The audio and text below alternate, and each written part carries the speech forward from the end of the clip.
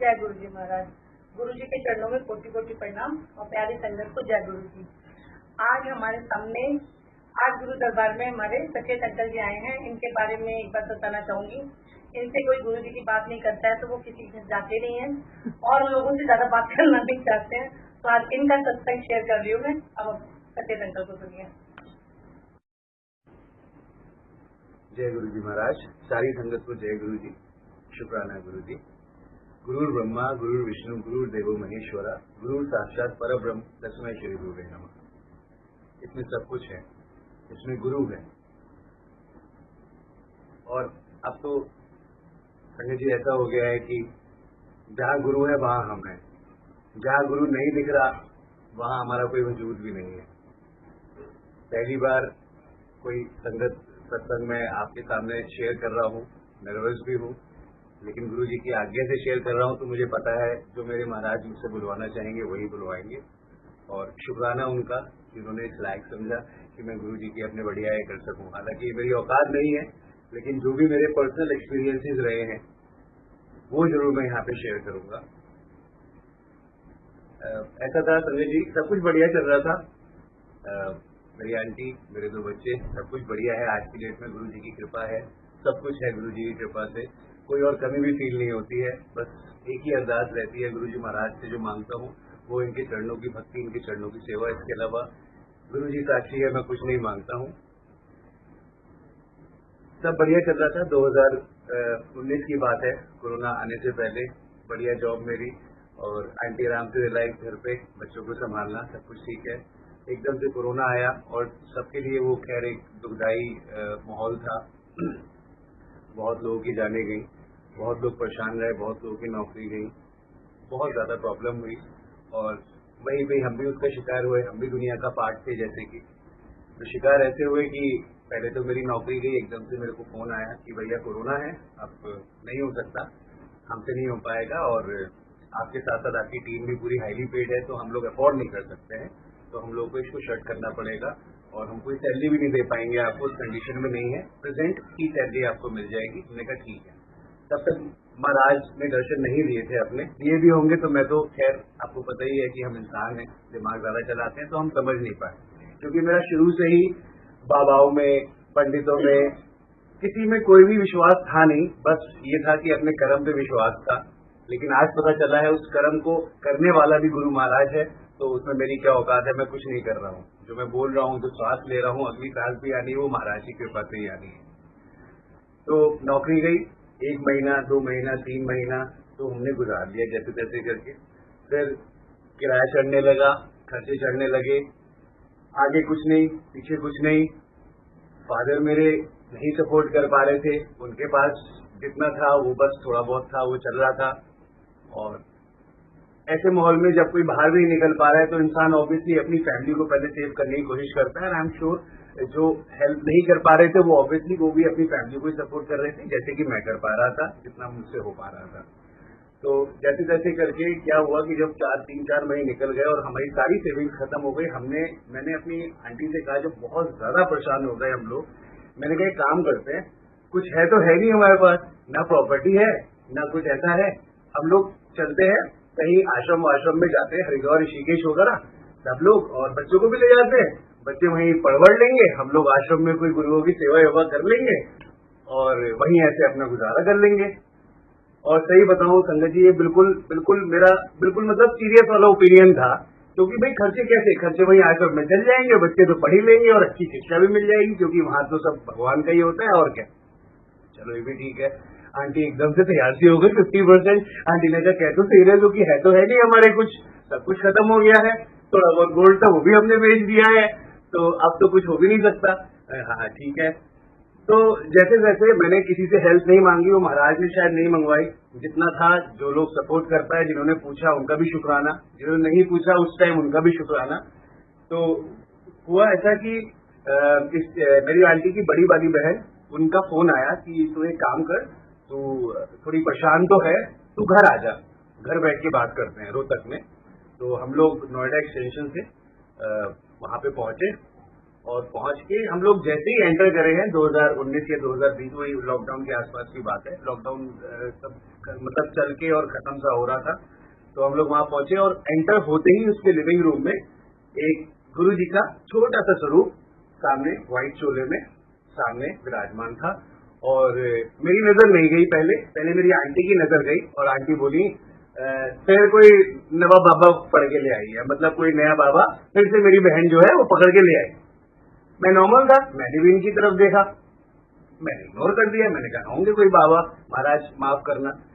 तो वहां पे 1 दिन रहे, 2 दिन रहे, 3 दिन रहे। फाइनेंसिस की आंटी से बात हुई, पता नहीं इसकी मेरी आंटी की इसकी बहन से बात हुई, और जैसे तैसे एक अमाउंट उन्होंने डिसाइड करा कि आप एक काम करो, ये अमाउंट हमें धीरे धीरे उतार के दे देना, हम आपको ये दे देते, कम से कम सब कुछ ठीक चलता रहेगा। तो अब उस टाइम मरता क्या ना करना करता वाली सिचुएशन थी। ईगो भी एक इंसान कहाँ तक रखे कि ऐसे नहीं कर सकते, चाहे रोड पे मर जाए, ऐसे कोई नहीं कर सकता। अकेले ठीक है, लेकिन जब फैमिली होती है ना तो आपकी रिस्पॉन्सिबिलिटी बन जाती है। तो खैर उन्होंने वो करके करा और हमने यहाँ पर हम वापस आए। कोरोना काल चल रहा था, महाराज ने हमें राशन की सेवा दी। हमने सोचा कि डोर स्टेप ग्रोसरीज नाम से हम राशन शुरू करते हैं, और मेरे मतलब साधु साहब ने मुझे सजेस्ट करा कि राशन करो, उस समय लोगों को नीड है। तो ठीक है, गुरु जी की ये कृपा रही कि पूरे लॉकडाउन के टाइम जब लोग बाहर नहीं निकल रहे थे, महाराज ने मुझे इतनी शक्ति दी कि राशन लोगों के घर जा जाके डिलीवर करता था सोसाइटी के अंदर। मुझे कोई शर्म नहीं थी, क्योंकि वहाँ पे सब लोग कर रहे थे। लोगों को बस वहाँ पे इस टाइम ये था कि हम लोग जीवित रहे, सबसे बड़ी लोगों के पास ये एक प्रायोरिटी थी लोगों की। तो मैं भी उनमें से एक था, मैं भी यही कर रहा था। करते करते ये हुआ कि महाराज की इतनी कृपा रही कि कम से कम मैं, मेरी आंटी, मेरे बच्चे भूखे नहीं रहे एक दिन भी उस तगड़े कोरोना काल में। कुछ हो ना हो, हम कहीं जाए ना जाए, कुछ खर्चे ना खर्चे, लेकिन कम से कम सुबह दोपहर शाम महाराज की कृपा से घर में दूध दही राशन सब कुछ भरपूर था। शायद इसीलिए महाराज ने ये काम भी शुरू करवाया था, लेकिन यहाँ तक मोटिव नहीं था उनका तो खैर मोटिव बहुत आगे था। मेरी सोच यहाँ तक थी। जैसे तैसे करके हम थोड़ा थोड़ा आगे बढ़े। हमें अभी देखो कुछ भी नहीं पता, हम तो अपने लाइफ में चल रहे हैं। उस टाइम अनीता के यहाँ, इसकी बड़ी सिस्टर के यहाँ महाराज नजर डाल चुके थे हम पे कि जाओ मैं तुम्हें ब्लेस कर रहा हूँ आज, लेकिन हम उससे रूबरू नहीं हुए थे तब तक। ठीक चलता रहा सब कुछ। फिर ग्रोसरीज करते करते हम लोग घर से करते करते थोड़ा सा हमने कहा कि जॉब वॉब तो है नहीं, एक छोटी सी दुकान लेते। तो दुकान का रेंट सुना, मेरी आंटी बोली इतने पैसे कहाँ से आएंगे दुकान का रेंट के लिए। बहुत छोटी सी दुकान थी, मेरे ख्याल 8-10 हजार रुपए का किराया था। सॉरी मैं कुछ फिगर्स भी अगर ले रहा हूँ, लेकिन वो मेरे पर्सनल चीजें हैं, तो प्लीज आप लोग थोड़ा एक्सेप्ट करिएगा उन चीजों को। 10,000 रुपए किराया था दुकान का, इतने पैसे कहाँ से आएंगे। तो मैंने कहा बात भी बिल्कुल सही है, जैसे तैसे तो राशन काम करके हम लोग कर रहे हैं। हम लोग की प्लानिंग ये थी कि थोड़ा वो राशन का काम हमारा ठीक चल रहा है तो हम दुकान डाल के उसमें हम राशन रखेंगे। सब कुछ ठीक था भाई, और हर दूसरा बंदा राशन रख रहा था। तो हमने कहा कॉम्पिटिशन में ही है, जितना बिकेगा बाकी ठीक है, क्योंकि वही हमारे पास वो उसके अलावा कोई सोल्यूशन नहीं था, क्योंकि पैसा भी किसी और का था, सजेशन भी किसी और का था, तो उसे हमें मानना भी था और उसे हमें करना भी था वक्त की नजाकत को देखते हुए। तो हमने उसे करा जैसे तैसे। मैंने अपनी मम्मा से पूछा, मेरी मम्मा आज तक, हम लोग कायस्थ परिवार से हैं, तो आज तक हमने बिजनेस कभी नहीं करा। पहली बार मेरी मम्मी ने बोला एकदम से, कितने की दुकान है? मैंने कहा 10,000 की। तो ले लो ना। हमने कमाल है, एक ही बार में ले लूंगा। हाँ ले लो, ठीक है। महाराज ने वो दुकान दिलवाई। हम तो क्या, हम उस टाइम कहते हमने ली है, आज पता चला कि हम कुछ भी नहीं है, सब महाराज है। तो वो दुकान ली, जैसे तैसे उस दुकान को हमने चलाया। महाराज ने उसमें भी तरक्की दी, महाराज का शुक्राना। करते करते हम जब किसी और बड़ी दुकान में आए, हमने सोचा सबको अच्छा चल रहा है, फिर से कोरोना आया, एक बार फिर से बहुत बुरी मार पड़ी हमें। तो जैसे कि मैं बता रहा था, वो शॉप हमने ली, हमने सोचा कि ग्रोसरी का काम करेंगे, हमने अपना दिमाग चलाया।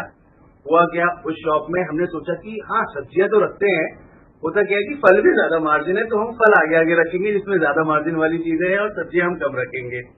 हम अपने इस लेवल का सोच रहे हैं, और महाराज ने खैर कोई और ही लेवल सोचा था।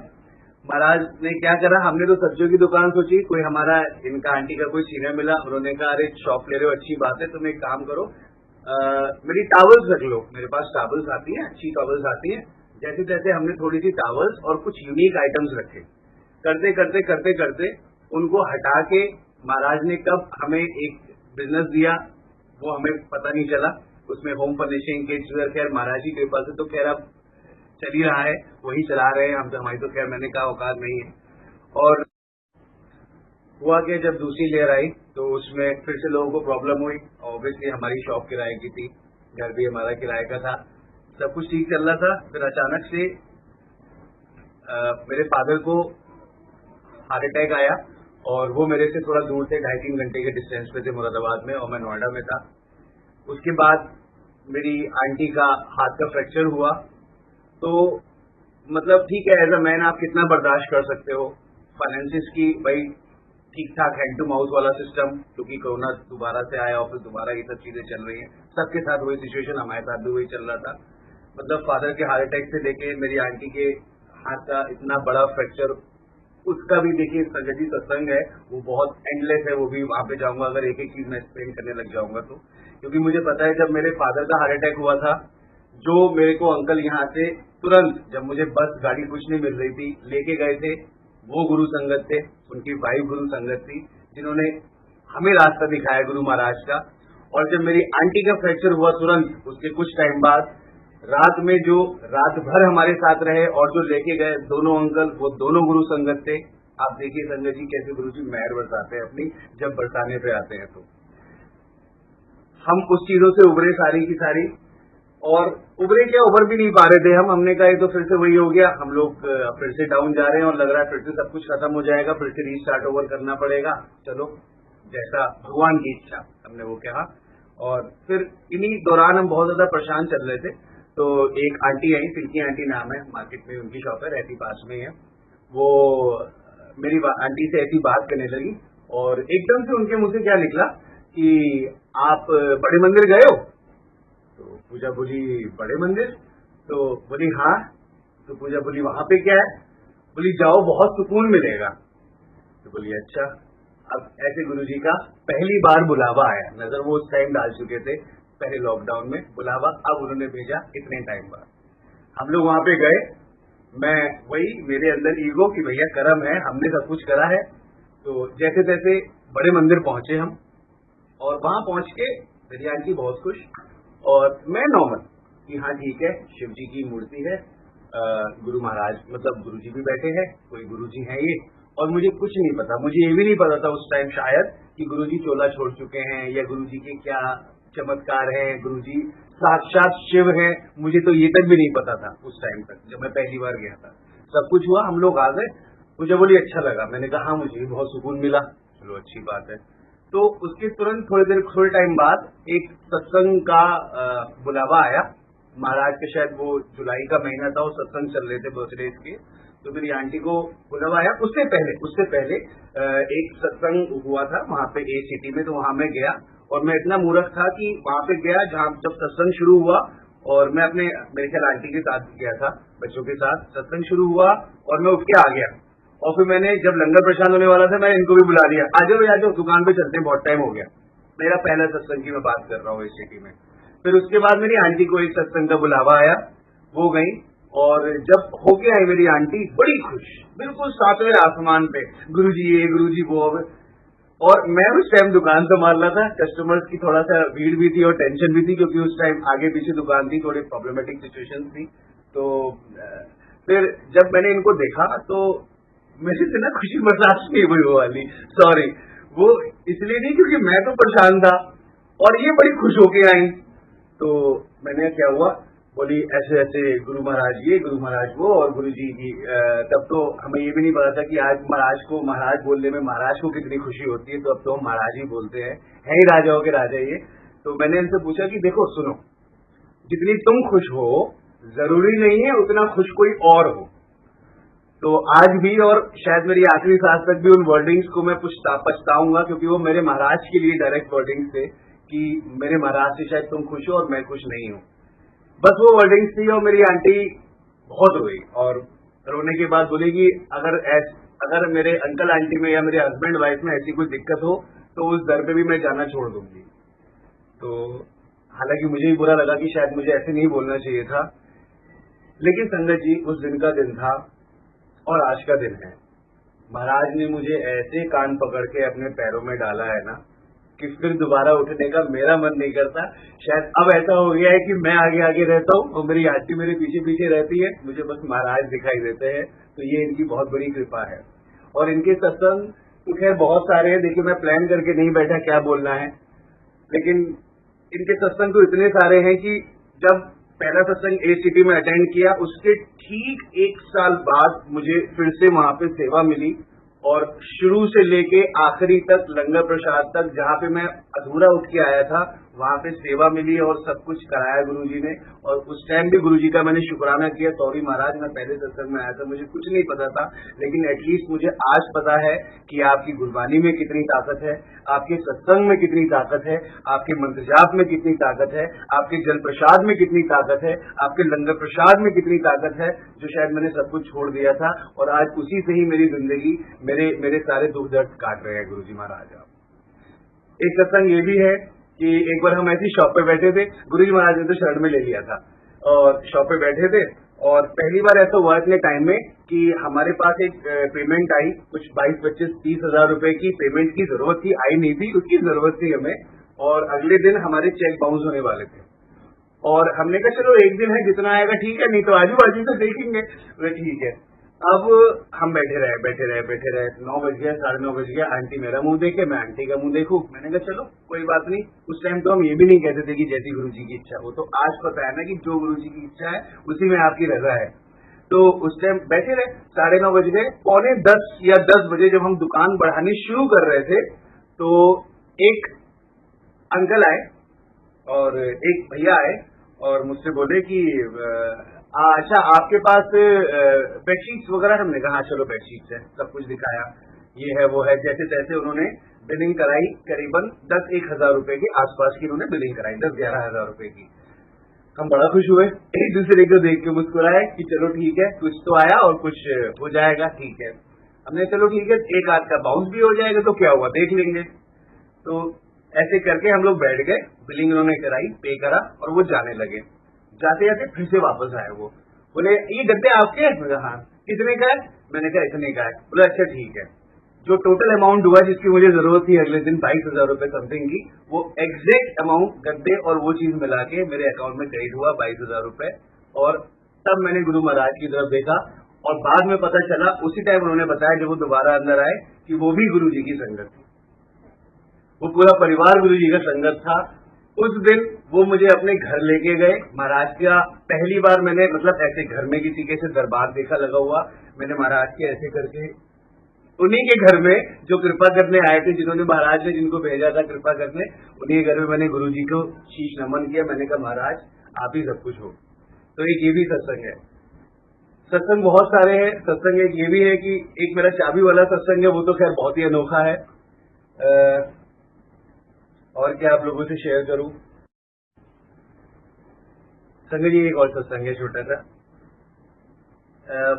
गुरु महाराज ने पहली बार सत्संग की सेवा दी और हमेशा की तरह मेरी आंटी तो खैर बहुत ही खुश, और मुझे पता नहीं था क्योंकि खुश तो मैं भी था। खैर गुरुजी महाराज, अब वैल्यू पता है गुरुजी महाराज के घर आने की, वो साक्षात आपके साथ है। तो उस टाइम ये हुआ कि कैसे होगा, क्या होगा, सत्संग करा रहे हैं, कितने लोग आएंगे, कितना बनेगा, क्या होगा, हम लोग सब हिसाब किताब लगाने बैठ जाते हैं। लेकिन महाराज की इतना कृपा रही कि सत्संग कैसे हुआ और आगे कैसे हुआ वो भी मैं आप लोगों को बताता हूँ। जब पहला सत्संग हुआ उससे पहले कुछ दिनों पहले हम लोग आपस में बात करते थे। हम लोग एक अंकल का एक सत्संग सुन रहे थे, नरेंद्र अंकल का, नरेंद्र चड्डा अंकल है शायद, वो सरदार अंकल है, उनका सत्संग सुन रहे थे।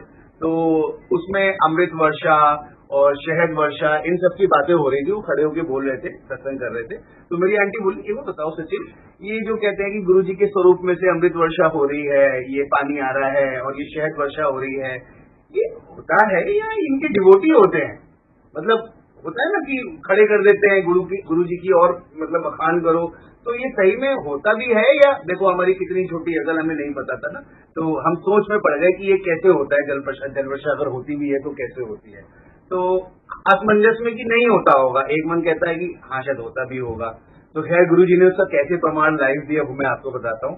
पहली बार सत्संग हुआ और सत्संग होने से थोड़ी देर पहले मैंने कहा, मेरी आंटी ने कहा एक काम करना, सब कुछ तो हो गया है, वो कैश वाली छोटी बोतल आती है ना जीरा वाला, तो वो और ले आना। मैंने कहा सुनो इतना खर्चा हो गया है तो अब एक काम करते हैं, वो थोड़ा सा ना स्किप करते हैं, क्योंकि अब देखो मुझे पता नहीं, लेकिन इस चीज को अगर स्किप कर सके तो ठीक है, जल प्रसाद तो है ही ना।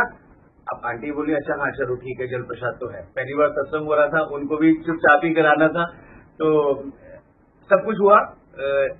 सत्संग शुरू हुआ। सत्संग शुरू होने से थोड़ी देर पहले सारा सामान आ गया था और बेल बजी, और बेल क्या बजी, दरवाजा खुला हुआ था। एक दो लड़के आए और वो बोले कि आपके यहाँ सत्संग है। मेरी आंटी या कोई और आंटी गई थी वहां पे, जो मुझे बाद में उन्होंने बताया। बोले हाँ जी हमारे यहाँ सत्संग है। अच्छा हमें कुछ सेवा देनी थी, मुझे नहीं पता आज तक वो कौन थे और कहाँ से आए थे, हमें कुछ सेवा देनी थी।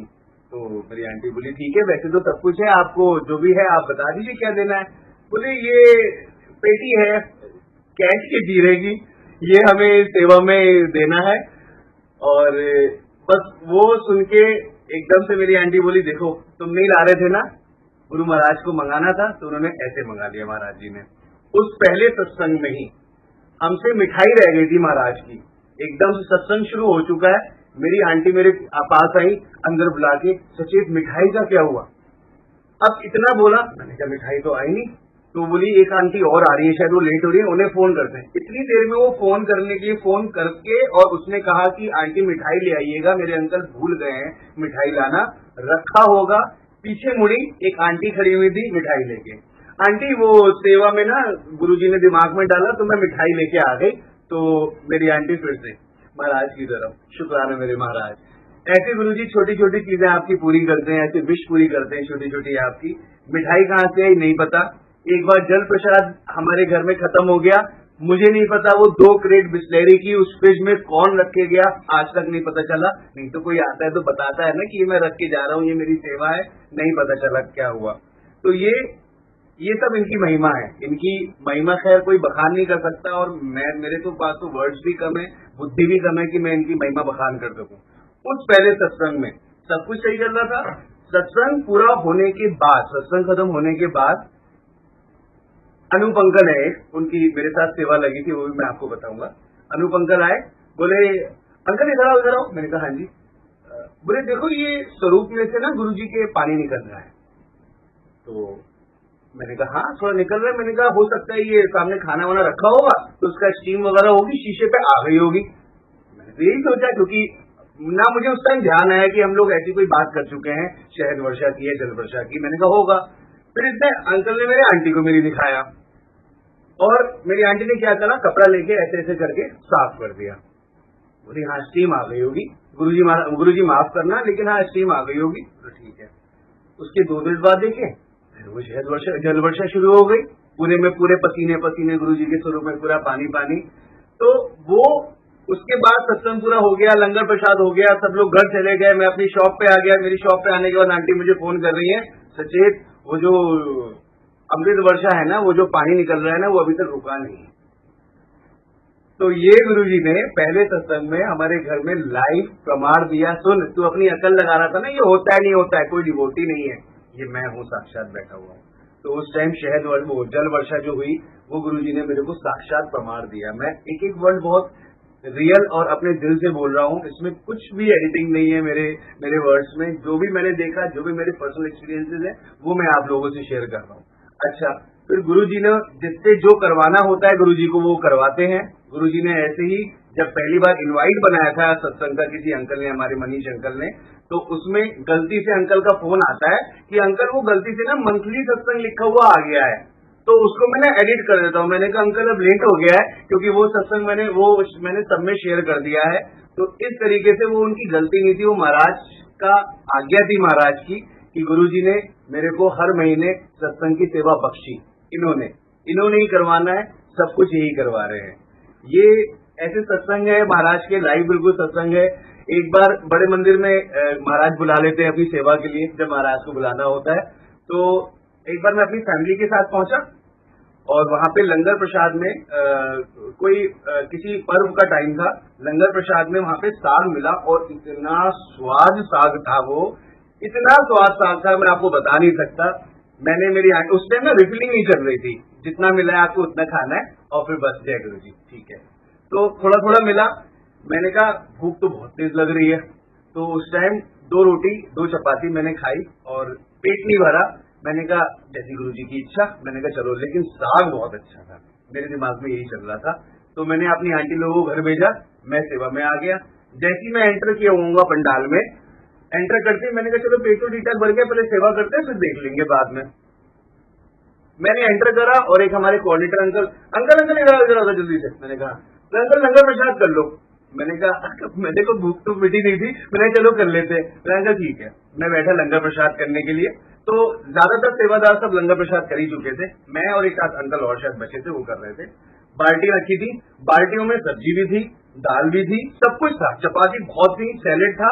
जब मैंने साग की तरफ झाँका तो साग था ही नहीं उसमें, लगा लिपटा हल्का फुल्का साग था। तो मैंने कहा चलो कोई बात नहीं, जैसी गुरुजी की इच्छा। मैं लंगर प्रसाद करने बैठा और बार बार मेरा मन जो है वो साग की तरफ जाए। मैंने कहा ये साग जैसे जैसे मिल जाए, और भाई गुरुजी कोई आए सेवादार और रोटी निकाले और इसमें से ऐसे करके पोंछे और ऐसे करके मेरी थाली में रख दे और मजा आ जाएगा। बस मैंने ये सोचा और मैं भूल गया सोच के। मैं अपना लंगर प्रसाद 1 रोटी 2 रोटी मैंने और खाई और खा के मजा आ गया। इतनी देर में एक सेवादार अंकल आए, बोले अंकल सब ले लिया आपने? मैंने कहा हाँ। बोले साग? मैंने कहा नहीं अंकल साग खत्म हो गया। अरे अंकल कैसी बातें कर दी आपने, अभी रुको। उन्होंने निकाली चपाती, बाल्टी ऐसे करके साफ करी बढ़िया तरीके से, एक एक मसाला उस रोटी पे लिपटा, और 2 रोटी थी, वो 2-3 रोटी थी पता नहीं, वो पूरी निकाल के और मेरे उन्होंने प्लेट में ऐसे करके रख दी। और मैं उस रोटी की तरफ देखूं और साग की तरफ देखूं। मैंने कहा जय गुरु जी। तो ये तो बहुत एक सत्संग है। ऐसे छोटे छोटे पता नहीं गुरुजी आपको संगत जी पता नहीं है, हम महाराज को भूल जाते हैं, हम महाराज को भूल जाते हैं, उनका नाम लेना भूल जाते हैं, हम फोन में लग जाते हैं। आपको पता है अगर महाराज 1 सेकंड के लिए हमें भूल गए तो हमारी लाइफ का क्या होगा? एक फ्रैक्शन ऑफ सेकेंड्स में लाइफ और डेथ हो जाती है ना। बस उस फ्रैक्शन ऑफ सेकेंड्स के भी फ्रैक्शन ऑफ सेकेंड्स को महाराज संभाले हुए हैं। एक और सत्संग, एक और चीज मेरे दिमाग में आई, सत्संग तो नहीं है खैर। जब ये लॉकडाउन मतलब शुरू होने से थोड़ा सा पहले थोड़ी स्थिति ठीक ठाक नहीं चल रही थी बहुत ज्यादा हमारी, तो ऐसे ही किसी ने पड़ोसी ने बोला एक काम करते हैं, इनकी ना कुंडली दिखवा लेते हैं। मुझे कुंडली पे नहीं विश्वास था कभी भी, तो कुंडली दिखवा लेते हैं। बड़ी हिम्मत करके मेरी आंटी और मेरे बच्चों को लेके पहुंची, और वहां पे एक नेबर भी मेरे साथ चल रही है। अब मैंने ये तो नहीं सोचा था कुंडली देख के सामने वाला क्या कहने वाला है, एस्ट्रोलॉजर, बड़े पहुंचे हुए एस्ट्रोलॉजर साहब। ठीक है, तब महाराज से कोई कनेक्शन नहीं था, पता भी नहीं था हमें। तो कुंडली दिखवाने पहुंचे हम लोग, और उसने ऐसे करके थोड़ी देर ऐसे देखा, और देख के और वो कुंडली की तरफ देखा, मेरी तरफ देखे, कुंडली की तरफ देखे, मेरी तरफ देखे। मैंने कहा बताइए जल्दी क्या हुआ, बताइए ना। बस यही है इस आदमी के अंदर, इसको चैन नहीं है आदमी को, इसके अंदर चंडाल योग है, इसकी कुंडली के अंदर चंडाल योग है। मैंने कहा भाई मैंने क्या कर दिया? मैंने तो बस यही पूछा जल्दी बताइए, आपके अंदर सब्र नहीं है ना, यही दिक्कत है।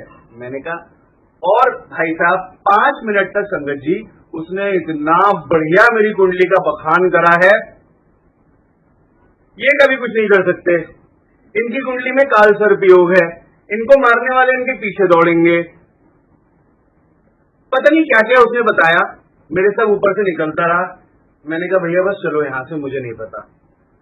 और कहीं ना कहीं तक मुझे बाद में पता चला कि वो मेरी कुंडली को उसने बहुत अच्छा रीड करा था, क्योंकि उसके बाद में एक जने से मैं टकराया गुरुजी से मिलने से पहले, और उसने जब मेरी कुंडली देखी उसने भी यही चीज करी कि सन 2000 उसने कोई बोला तक आपका कालसर योग है, और इसमें आप पे कोई घातक हमला भी कर सकता है, आपकी जान तक पे भी बन सकती है, जा भी सकती है, और मतलब बहुत कुछ हो सकता है गंदा जो आप सोच भी नहीं सकते, कोर्ट कचहरी के भी चक्कर हो सकते हैं, सब कुछ था। तो तब भी गुरुजी महाराज से हम लोग नहीं मिले थे। एक कुंडली में सोचा, दूसरी कुंडली में, अब मेरी आंटी लगी उपाय देखने के लिए उसके, हमें क्या पता था, इधर भागो उधर भागो, ये करो वो करो। पुखराज पहनाया था, अच्छा 40,000 नहीं है, चलो 4,000 का पुखराज पहन लो। पुखराज पहन लिया, ये पहन लिया, वो पहन लिया, और सब कुछ वैसे का वैसे।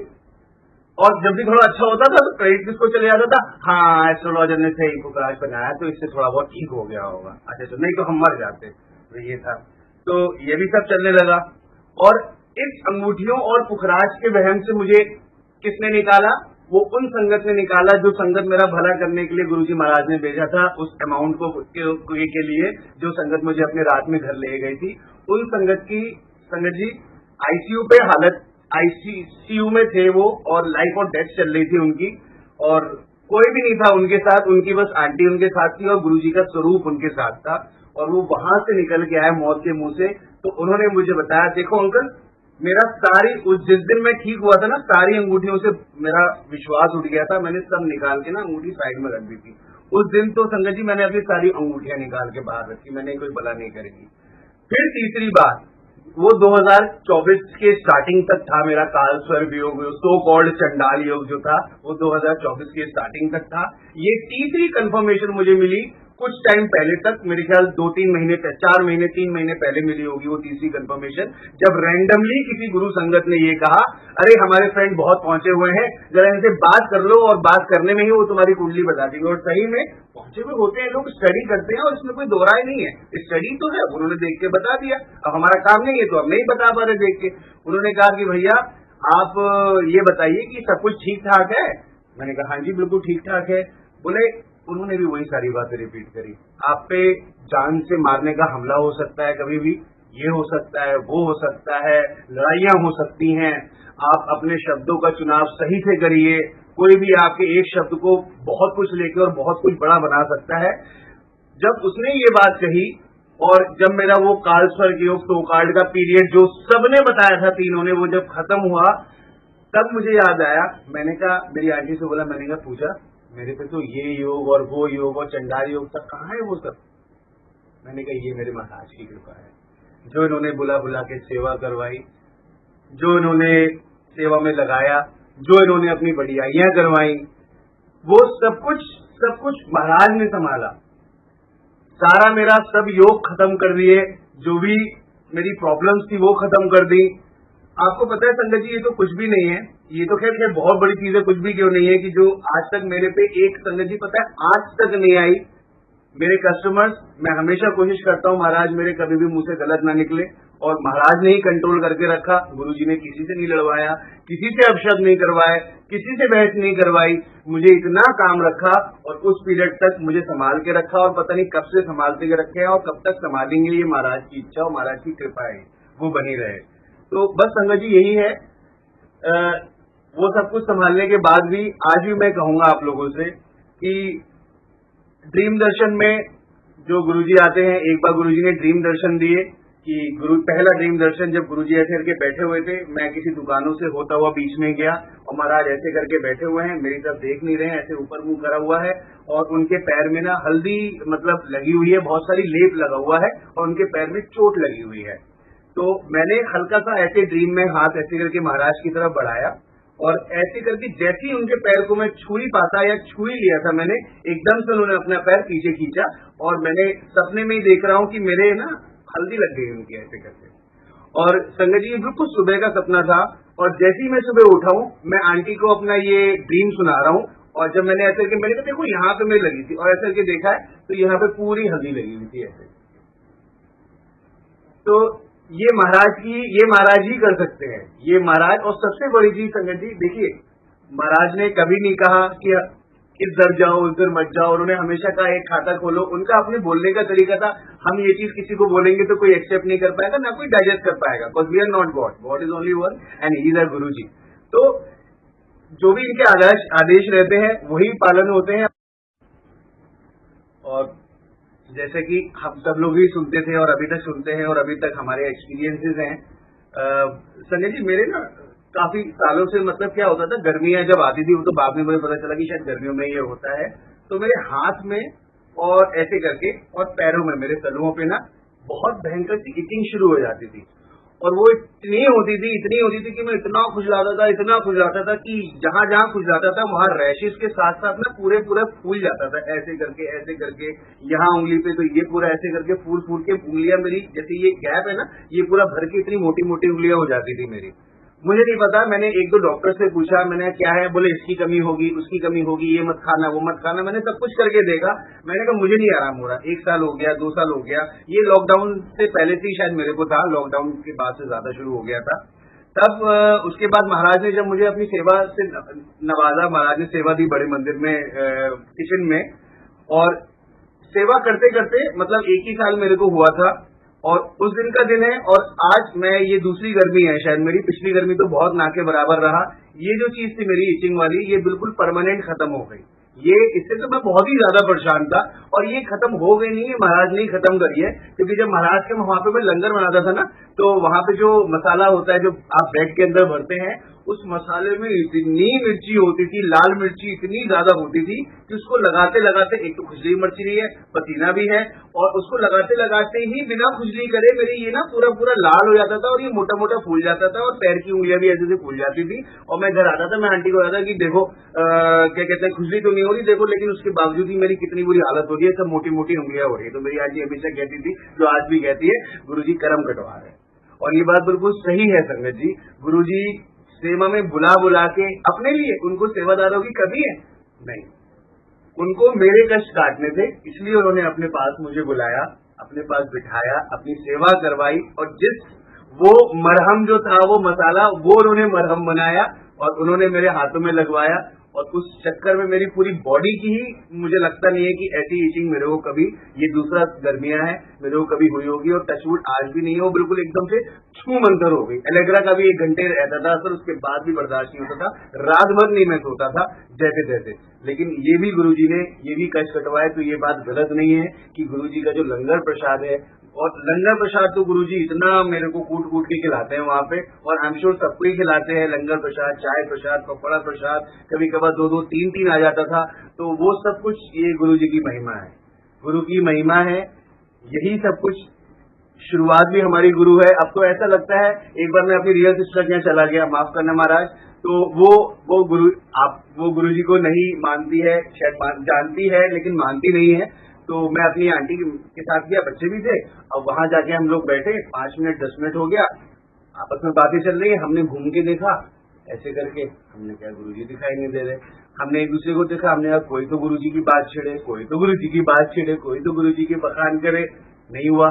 10 से 15 मिनट हो गए, हम आंटी, मैं और आंटी आपस में मैसेज में बात कर रहे हैं, सुनो यहाँ पे गुरुजी की बात नहीं हो रही है, मुझे उठना है यहाँ से। बोली मेरे को भी उठ रहा है। सोचो आपकी रियल सिस्टर जो बेचारी आपकी एक बहन है, आपको महाराज ने ऐसा कर दिया कि भाई नहीं, मेरा बखान नहीं हो रहा है, तुझे नहीं बैठना है। और हम लोग संगत जी 15 मिनट में ही चाय नाश्ता करके चले गए। मेरी सिस्टर आवाज देती रह गई, भाई खाना तो खा ले। मैंने कहा नहीं खाना, मुझे घर जाना है। बस मैं उसको नहीं बता सकता था कि क्यों, लेकिन मेरे महाराज ने उसे वहां से खींच लिया। और संगत जी मैं आपको बताऊं, ऐसे आपने कई सारे सत्संग सुने होंगे जो महाराज अपने और आपके बीच में किसी को भी नहीं आने देते हैं, और जो आपके लिए हानिकारक होता है सबसे पहले उसको साइड कर देते हैं, चाहे आप उसके लिए या वो आपके लिए कितना प्रिय हो। ये मेरे साथ भी हुआ। मेरा एक फ्रेंड, नाम नहीं लूंगा, महाराज ने बिल्कुल अलग कर दिया। कितने टाइम से, मुझे नहीं पता कितने टाइम से हम लोग जुड़े हुए थे, वो मेरे साथ रहता था, मैं उसके साथ रहता था, सब कुछ चलता था, अभी तक शादी के बाद तक हम लोग एक दूसरे से मिलते थे, सब कुछ करते थे, सब कुछ बढ़िया, घर आता था, खाता पीता था। एकदम से महाराज ने ऐसे छूमंतर कर दिया। मुझे भी नहीं पता उसने मेरे से बात करनी क्यों बंद करी, और उसे भी नहीं पता मैंने उससे बात करनी क्यों बंद करी, लेकिन इसमें ही कुछ अच्छा होगा, शायद मुझे बाद में पता चलेगा। और कई बार मुझे ऐसा लगा भी कि महाराज आपने जो किया बहुत अच्छे के लिए करा महाराज, ठीक है। एक ये भी हुआ। दूसरा, जैसे मैं आपको बता रहा हूं, कोई भी काम नहीं आता है आपके, लेकिन महाराज का जो परिवार है ना संगत जी, वो बिना किसी इंटेंशन से, बिना कुछ सोचे समझे, बिना कुछ फ्यूचर की प्लानिंग करे, या बिना आपसे कुछ एक्सपेक्टेशन लिए हुए, वो आपके पास आता है और आपसे कहता है कि मैं खड़ा हुआ हूं, परेशान मत हो। तो वो नहीं कहता है, वो महाराज कहते हैं। महाराज ने जो परिवार बनाया है, शायद मुझे पता है महाराज ने जो मुझे बहन दी वो गुरु परिवार से, महाराज ने मुझे भाई दिया गुरु परिवार से, महाराज ने मुझे साथी दिए सब गुरु परिवार से। और अब तो सही में ऐसा लगता है कि बस इन्हीं लोगों के साथ रहे, इन्हीं लोगों के साथ जिंदगी बीते, गुरु का केवल बखान करते हुए। और बस यही है कि हाथ हमेशा सर पे रहे गुरु महाराज का। और संजय जी, इसको सत्संग को क्लोज करने से पहले एक मन है मेरा गुरुजी के बारे में कुछ शब्द गुनगुनाने का। एक आंटी भी मेरे से भी कह रही थी कि कुछ गुनगुनाइए। तो और संगत जी पता है, 2 बार ड्रीम में, दोनों बार गुरुजी का सत्संग चल रहा है। पहले सत्संग में मेरे हाथ में माइक आता है, और मैं जब गाने शुरू करता हूँ तो माइक मेरे हाथ से चला जाता है। दोबारा ड्रीम दर्शन आया, दोबारा भी मेरे हाथ में माइक आया, मैं स्टेज पे खड़ा हूँ और मेरे हाथ में माइक है, जैसे मैं गाने चला कुछ हो गया, वो रिकॉर्डिंग वाले ने बुलाया कि भैया रैप अप, और वो मेरे हाथ से माइक चला गया।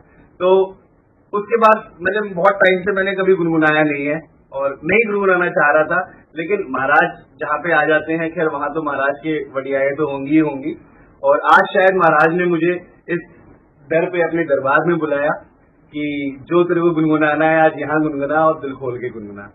तो कोशिश करता हूँ संगत जी कि कोई गुरु जी का भजन जो मैं 2 लाइनें आप तक सुना पाऊँ, बस 5 सेकंड दीजिएगा, मैं उसके लिए सोचता हूँ और फिर मैं आपके सामने वो गुनगुनाने की कोशिश करता हूँ। संगत जी भजन है सिद्धार्थ मोहन जी का, मुझको जमीन आसमान मिल गए, गुरु क्या मिले भगवान मिल गए। और ये बात बिल्कुल सही है, ये मेरे पे भी लागू होती है कि मेरे गुरु मिल गए तो मेरे भगवान मिल गए, मेरे परम पिता परमेश्वर मिल गए, मेरे दीन दयाला मिल गए, मेरे प्राणनाथ मिल गए, मेरे राजाओं के राजा मिल गए, मेरा दीननाथ मिल गया, मेरा प्राणनाथ मिल गया, मुझे मेरा सब कुछ मिल गया।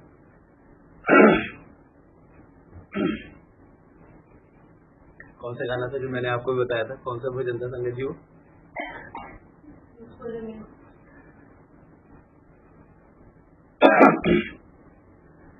मुझको ज़मीन आसमान मिल गए, गुरु क्या मिले भगवान मिल गए।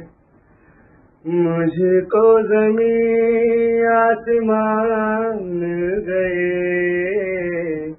गुरु क्या मिले भगवान मिल गए।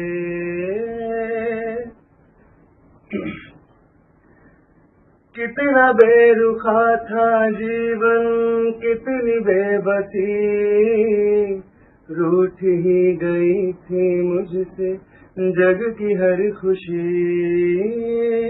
कितना बेरुखा था जीवन, कितनी बेबसी, रूठ ही गई थी मुझसे जग की हर खुशी। गुरु में ही पूजा कुरान मिल गए, गुरु क्या मिले भगवान मिल गए। तेरे सहारे सिद्धार्थ मोहन जी का गाना। तेरे सहारे तेरे सहारे, तेरे सहारे तेरे सहारे, तेरे सहारे तेरे सहारे, तेरे सहारे तेरे सहारे।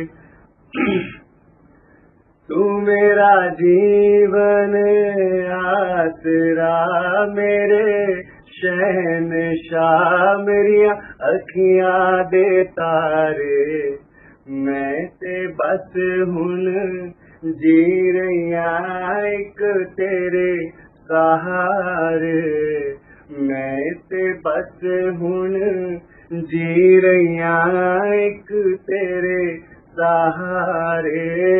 तू मेरा जीवन आसरा, मेरे शहनशाह, मेरिया अखियां दे तारे, मैं ते बस हुन जी रहिया एक तेरे सहारे, मैं ते बस हुन जी रहिया एक तेरे सहारे। तेरे सहारे तेरे सहारे, तेरे सहारे तेरे सहारे।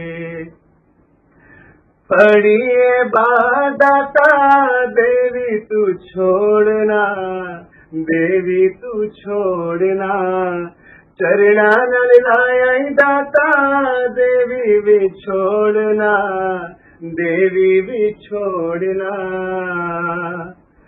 पढ़िए बादाता देवी तू छोड़ना, देवी तू छोड़ना, चरणा नल लाया दाता देवी भी छोड़ना, देवी भी छोड़ना। जदों ताकत नू जानिया रंग मारिया दुख मिट गए ने सारे, मैं ते बस हुन जी रहिया एक तेरे सहारे, मैं ते बस हुन जी रहिया एक तेरे सहारे, तेरे सहारे एक तेरे सहारे, तेरे सहारे एक तेरे सहारे। कण कण दे विच दाता तेरा ही नूर है, तेरा ही नूर है, कण कण दे विच दाता तेरा ही नूर है, तेरा ही नूर है। अच्छे पहर तेरा चढ़िया सरूरे, चढ़िया सरूरे, कण कण दे विच दाता तेरा ही नूर है, तेरा ही नूर है। करांगा तेरी मैं बंदगी सारी जिंदगी मेरे सतगुरु प्यारे, मैं ते बस हुन जी रहिया एक तेरे सहारे, मैं ते बस हुन जी रहिया एक तेरे सहारे। तू मेरा जीवन आसरा मेरे शहनशाह मेरिया अखियां दे तारे, मैं ते बस हुन जी रहिया एक तेरे सहारे, मैं ते बस हुन जी रहिया एक तेरे सहारे। जय गुरु जी। शुक्राना गुरु जी। संगत जी, मेरे को सुनने के लिए शुक्राना। शब्दों की माफी गुरु जी महाराज। ओम नमः शिवाय। शिव जी सदा सहाय। ओम नमः शिवाय। गुरु जी महाराज। गुरु जी सदा सहाय। जय गुरु जी। शुक्राना गुरु।